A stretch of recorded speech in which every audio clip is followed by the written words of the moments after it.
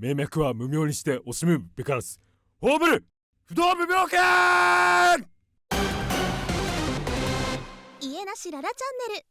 おはいえなし。この動画は2025年9月30日に発売されたファイナルファンタジータクティクスイバリースクロニクルズのおおむねネタバレなし感想動画です。本作は1997年にスクエアから発売されたシミュレーション RPG ファイナルファンタジータクティクスのリマスター版です。同作品は2007年に PSP にてファイナルファンタジータクティクス獅子戦争という名前で一度移植していますが、一旦そこでの移植改変は捨てて原作のタクティクスを元にリマスターがなされたものです。私はファイナルファンタジーシリーズほぼ前作プレイ済みのファイナルファンタジーオタクですが、中でもタクティクスは14、5に並びめっちゃ好きな作品。原作も獅子戦争もクリア済みで、好きなキャラはクレティアン、好きなスキルはダークホーリー、好きな曲はレムナンツ。処理落ちするホーリーに切れ散らかしながら10体のゾンビアルガスを夜通しボコボコにするぐらい好きでした。今作の対応ハードは PS4、PS5、スイッチ、スイッチ2、Xbox、Steam。価格はダウンロード版が5800円。私はスイッチのダウンロード版をプレイ。本作にはオリジナル版を極力忠実に再現したクラシック版と現代版として大きく加筆調整されたエンハンスド版の2種類が用意されており、私は今回どのようなアレンジが加えられたかを体験してみたかったのでエンハンスド版を選択。難易度についてもカジュアル、スタンダード、タクティカルの3種類が用意されていて、タクティカルやりてえとは思いつつ、私は都合によりカジュアルでプレイしました。メインクリア済みで、クリア時間はセーブ画面に記載ないためざっくりですが多分20時間ぐらいです。それでは早速結論から。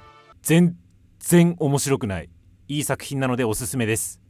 はって思ったかもしれませんが、別に釣りでも何でもなく偽らざる感情です。ファイナルファンタジータクティクスのリマスター版制作の発表がなされた時、私はこう思いました。ファイナルファンタジータクティクス神作品です。ディレクター前広さん、アートディレクター皆川さん、脚本過失修正および監修松野さん、エースゲームクリエイターです。いや、そんなんいい作品になるに決まってんじゃん。おもんな。実際にプレイはあ、順当におもろという意味での先ほどのコメントでした。スタッフさんについてご存じない方もいらっしゃるかもなので補足すると、ディレクター前広さん、アートディレクターの皆川さんは共にヨシピーこと吉田直樹さん率いるスクエニのクリエイティブスタジオ3という開発部門に所属していて、大人気 MMORPG ファイナルファンタジー14のシナリオやらアートディレクターを担当されていた方々です。で、これは私も知らなかったんですが、お二人ともオリジナル版のタクティクスについても当時ゲームデザイナーなどの立場で携わられていたとか、一方松野さんについても有名なゲームクリエイターの方で、代表作はファイナルファンタジータクティクスのほか、伝説のオーガバトル、タクティクスオーガ、ベイグラントストーリーなどなど、私は伝説のオーガバトルのみ未プレイですが、それ以外についてはプレイ済みで、特にタクティクスオーガとファイナルファンタジータクティクスアドバンスが大好きです。ファイナルファンタジー14においてもリターントゥイバリースやセイブザクイーンの脚本を担当されていますね。そういう細かい話はどうでもよくて、何が言いたいかというと、こんなエース集めて開発してんだからいい作品になるに決まってんじゃんと発売前からずーっと思っており、その期待通りの作品だったので、あまりにも順当すぎてプンスカしつつも、それはそれとして本作としておすすめという感じです。ここからはもう少し具体的に良かったところ、微妙だと思ったところ、賛否両論だろうなと思ったところ、ぼやきをそれぞれご紹介していきます。まず良かったところなんですが、ここは一点突破で話したい。やっぱりシナリオが素晴らしすぎる。あらすじを超ざっくりご紹介すると、イバリースという国でいろいろあってわずか2歳の王子が就任することになり、その実権をめぐって2人の将軍ラーグ公とゴルターナ公が激突する獅子戦争が勃発。イバリースの名門貴族のベオルブ家の三男として生を受けたラムザと、平民の出身ながらラムザの幼馴染として共に育てられたディリータ、2人の進む道もまた時代の大きなうねりに飲み込まれていくというあらすじです。ウェブページの情報レベルで言うとこの通りで、ネタバレにならない範囲でもう少し言うなら、いろいろひどい目にあってガン決まってしまい、歴史の表舞台に立ち暗躍するディリータと、温室で育ってきたボンボンラムザが現実の厳しさを分からされながらも己の正義感を貫き歴史の表舞台で活動する、そんなストーリーです。単なる完全懲悪的な英雄譚にとどまらず、人間の欲望やら権力闘争、さらにはその背後にうごめく者どもたちとの戦いを、歴史に残った英雄と歴史に残らなかった英雄の両面から書き出す脚本が本当に素晴らしい。かといって重たすぎず、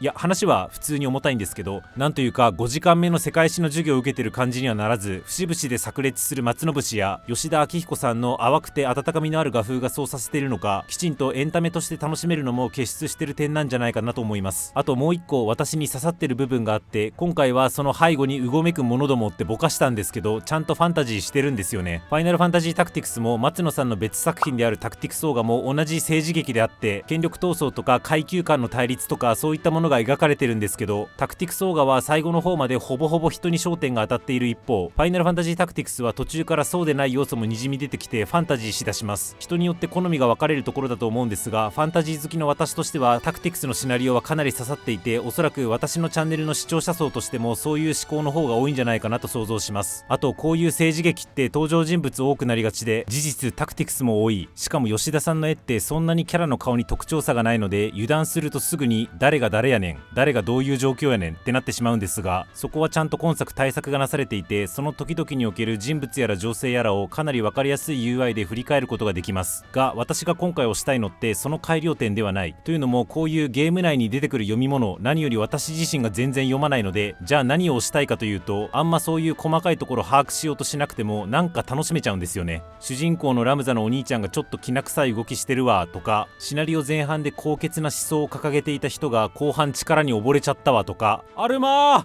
アルマーという主人公ラムザのあふれるシスコンプリとか、そういう解像度でも十分楽しい。実際小さい頃に原作プレイしてた時もそのレベルで楽しんでましたしね。なぜそんなんでも楽しめるのかというと、さっきのエンタメとして優れてるって話がこっちにも効いてるのかもしれない。提示された情報をきちんとインプットして重厚な物語を丁寧に楽しむってスタンスも、そういう難しいことはいいから人間同士のドロドロ浴びるぞってスタンスも両方受容するシナリオがすごいなって今回プレイしていて改めて感じました。昔プレイしていたゲームって思い出補正もあり美化されがちで、現代に改めてプレイするとあれなんかしょっぱって思わされがちですし、今となっては政治劇×ファンタジーってくくりで言うとトライアングルストラテジーとか似たもんも出てきてるから、単独で見た目新しさは当時の衝撃ほどではないかもですけど、それでもなおタクティクスのシナリオはとても綺麗にまとまっていて、今やっても面白いな、色あせないなって思います。シナリオが相変わらずいい。本作の私の推しポイントはこれにつきます。公式の推しポイントとしては他にも、多数のジョブとアビリティを組み合わせて多彩な戦術を実現とか、原作よりも遊びやすくなってるとかいうのがあって、そのあたりも賛同するんですけど、前者については競技シミュレーション RPG ならどのゲームもおおむね備わっていることですし、後者についてはもともと遊びにくかったものを遊びやすくするのはマイナスをゼロにする取り組みであって、少なくともタクティクスを知らん方へのアピールポイントにはならないかなと思うので、数ある娯楽からなぜ今タクティクスを選ぶかという理由としては、私はシナリオをしたいと思います。それとこれは原作のタクティクスプレイヤーからするとよりっていう目線なので、あんまりゴリゴリに強調することでもないかなと思わなくもないんですが、今回はフルボイスになっています。チョコボやらゴブリンにすらボイスがついているこだわりっぷり、これがもう普通にとても良かったです。開始1秒黄金の修道院から全然違うってなりました。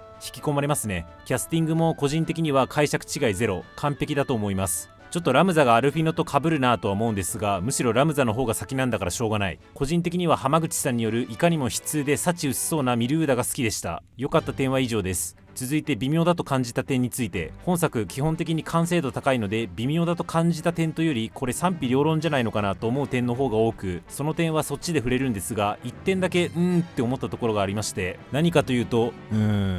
いややっぱないかも。決してなくはないんですけど、こんな動画でバーンドヤーっていうほどのものがないんですよね。っていうレベル感であえてひねり出すならば、難易度カジュアルが言うてそんなカジュアルじゃなくねっていうぐらい。ペルソナとか世界中の迷宮プレイした方はわかると思うんですが、最低難易度ってほんと信じられないぐらい難易度低くなって、なんなら全滅するとその場で HP 全回復したりするじゃないですか。絶対死なないってやつ。ストーリーを楽しみたい人向けって位置づけ。一方で今作の最低難易度のカジュアルは何も考えず特攻すると簡単に全滅するぐらいには結構歯応えがあります。私はタクティクスにある程度慣れていて、強ジョブとか動き方とか分かっているので、レベル上げとか寄り道なしにカジュアルについては突っ走れたんですけど、それでも何回か不注意でキャラをロストさせてしまい、やり直すことがありました。私ですらそうなんだから、原作をやってない人やさらにはシミュレーション RPG あんまりやってない人からすると、カジュアルですら結構歯応えあるんじゃないかなと思っていて、ゲームメディアのインタビューを見るにカジュアルの難易度設定については意図通りではあるようなんですが、このカジュアル難易度自体は残しつつも、エンジョイでも何でもいいけど超絶ぬるい難易度設定があっても良かったんじゃないかなと思いました。シミュレーション RPG とかややこしそうなのいいから、14の元ネタになってる部分や好評な雰囲気だけでも味わいたいって人もいるだろうし、あと今回のの私のようにやり慣れてはいるけど追加差分だけ終えれば OK って人もいると思うので、いやいや運命の輪じゃあるまいし、そんなとこまでユーザーを甘やかしませんわっていう思想なんだと思いますが、いかんせん他のゲームよりも若干レベル上げがだるいのもあるので、難易度激低モードを実装するか、そうしないなら口述もするんですけど、レベリング周りのシステムを改善するか、そのどちらかは必要だったんじゃないかなと思いご紹介しました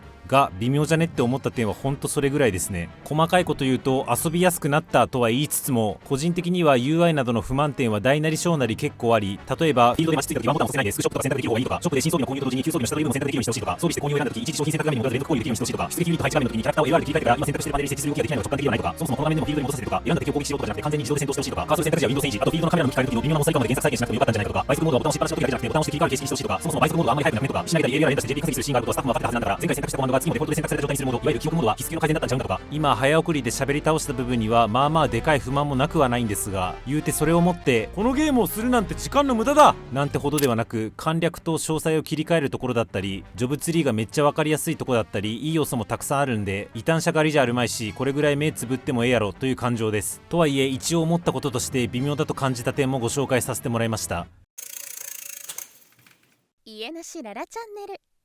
続いて賛否両論だろうなと思ったところ、このポイントは2点あって、その両方に当てはまる話なので最初にちょっとだけ喋るんですけど、今回キャラの会話のテキスト量が激増しています。具体的には原作で絡みがほとんどなかったキャラ感、特に仲間として加入した後はその後キャラロストする恐れもあったからか、原作では1ミリも言葉を発さずに終わる人たちも加入以降も定期的に戦闘中とかに喋ってくれます。もちろん原作で絡みがあったキャラ間の会話もかなり付け足されています。さらに読ませる文章から話すための文章に変えるべく既存の表現も見直されていて、もっと言うと演じる声優すら意識して松野さんがセリフを作り変えているらしく、例えばガフガリオンというキャラが原作中でこの分からずやめっていうセリフがあるんですけど、これが若干コミカル方向にアレンジされています。私は自他ともに認める原作中なんですが、なんかこれについては結構あり派です。本作に限らず私はセリフの補強改変を結構肯定的に捉えていて、改変された文章に罫線が多いことが一部でネタになったりしてますが、個人的には全く気になりませんでした。一方でテキスト量増加による弊害も2つ発生していると思っていて、1つはそこまで言わんでもわかるわ委員会、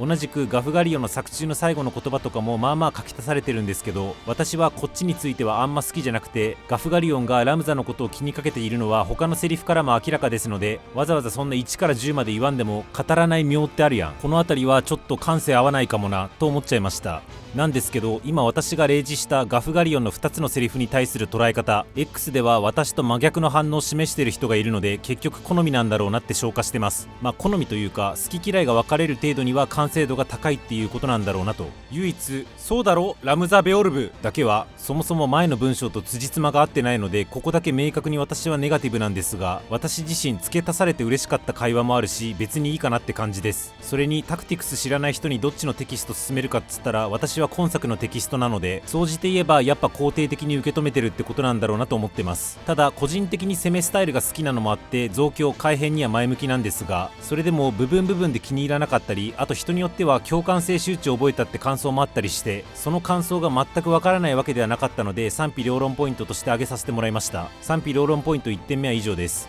2点目、戦闘のテンポが悪化している点。松野作品といえば体だけではなく言葉でも殴り合う議論戦闘が持ち味で、原作でも戦闘中にキャラ同士で何往復もレスバするんですが、テキスト量増加およびフルボイス化によってここのレスバによる戦闘テンポの悪化がかなり際立っています。特にリマスターによって描画の品質が上がったとはいえ、言うてレスバ中もドット絵のキャラが棒立ちで絵面全く動かないまま声だけ激しい口調でお互いレスバするので、グラフィック部分の演出のレトロさがそれ以外の進化に追いついていない印象を受けました。賛否両論というか、個人的にこの要素だけに限って言えば非ではあるんですけど、でもテンポロスするデメリットに対しレスバによる迫力とか没入感アップというメリットが上回ればいいだけであって、そこと比較するとトントンかなという印象。ただやはりこれも人によっては気になる人もいるだろうなという感想でした。ロマサガ2リメイクのように 2D ドット絵から 3D に変わった上で、レスバ中ビジュアル面でキャラが生き生きと激切れしている様子が分かったりすると多少良くなったりするかもですけど、ただシミュレーション RPG では微妙にその演出と相性悪そうだし、その辺までは踏み込まないと決めたからこそ5800円という安さにもなってるんだと思うので、何から何まで求めちゃダメかなと思ってます。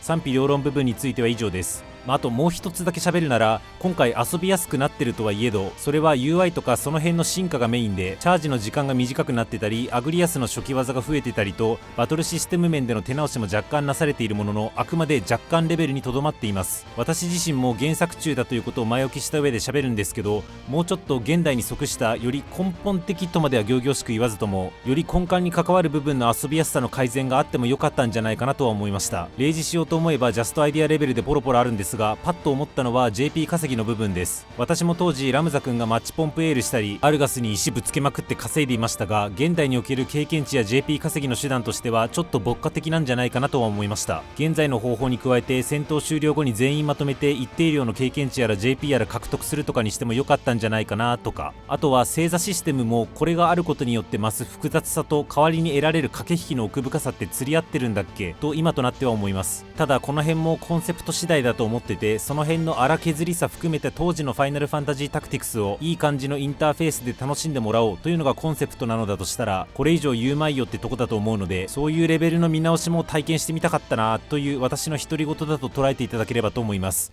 いや、なんでそんなこと言うって、このまま最後のぼやきってところに話つなげるんですけど、これはタクティクスリマスターの制作が決まった瞬間からって思ってたことがあって、なんでこんな大エース集団がリメイク作品作ってんねんってのはずっと思ってました。ファイナルファンタジー14プレイヤーじゃないとあんまピンとこない話だと思うんですけど、冒頭お話しした通り、プロデューサーの方もアートディレクターの方も大人気 MMORPG であるファイナルファンタジー14やら、ビッグな据え置きゲー16の中枢スタッフで、クリエイティブスタジオ3のヘッドであるヨシピーが、うちの開発部隊がナンバーワンだと思ってる的な発言を以前されていて、実際スクエニから出るゲームを経験する限り私もうんって思ってるんですけど、そう思うがゆえにこんな実直めのリメイク作品作るのにこのお二方が必要だったのか、それで14のリーダー層のリソースは不足してる言うんかともちょっとだけ思っちゃいました。順当なリメイク作品を出すスタッフとしてのオーバーキル感、もちろん先日の動画でも触れた通り、個人的にドラクエ3リメイクが激ヤバ作品なので、タクティクスをないがしろにせずここまでいい感じにリマスターしてくださったのはマジありがてえって感じなんですが、豪華スタッフであると思ってるがゆえにスケベ根性を出すならば、松野さんによるシナリオの加筆、声優によるボイスの追加、 UI 周りの改善、これだけにとどまらない、リベサガ級のリメイクを見てみたくもあったなって思ったのかもしれない。ただこれも先ほどお伝えした通り、お二方とも当時のタクティクスを担当されていたとのことなので、自分だったらリマスター話持ち上がった時絶対それ担当したくなるよなとも思いますし、そこのキャスティングに外野がピーピーほざくのは無粋だし、そもそもお門違いだということはもちろん自覚しています。なので過ぎた話はもういいんで、このエースクリエイター陣にて次はぜひ新作を、セブンティーンとまでは言わないから新作